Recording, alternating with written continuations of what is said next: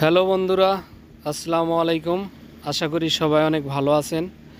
তো আবারও চলে আসলাম নতুন একটি ভিডিও নিয়ে আপনাদের মাঝে। আজকের ভিডিওতে কিছু গুরুত্বপূর্ণ আলোচনা করব মালদ্বীপ ভিসা সম্পর্কে। তো আশা করি ধৈর্য সহকারে পুরো ভিডিওটি দেখবেন। বাংলাদেশ থেকে আমার কাছে অনেকে জানতে চাইছেন যে ভাই রমজান মাসে মালদ্বীপের ভিসা চালু আছে কিনা এবং মালদ্বীপ আসতে পারবো কিনা।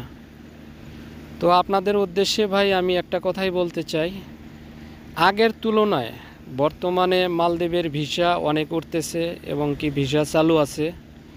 তো আপনারা চাইলে মালদ্বীপ আসতে পারবেন। যারা মালদ্বীপ আসতে চাচ্ছেন তারা বর্তমানে মালদ্বীপ আসতে পারবেন, কোনো সমস্যা হবে না।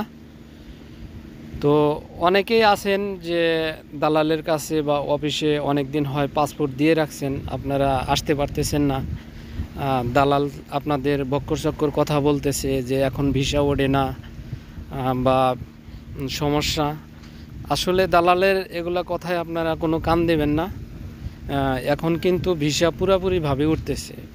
আপনারা হয়তো বা অনেকেই জানেন না, ইদানিং প্রতি সপ্তাহে এবং কি লোক আসতেছে মালদ্বীপ।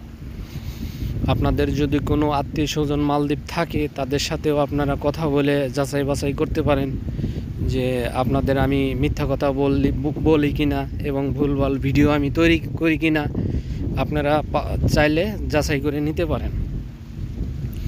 তো অনেকেই আবার জানতে চাইছেন যে ভাই মালদ্বীপ রিসোর্টের ভিসা চালু আছে কিনা। হ্যাঁ, রিসোর্টের ভিসাও চালু আছে।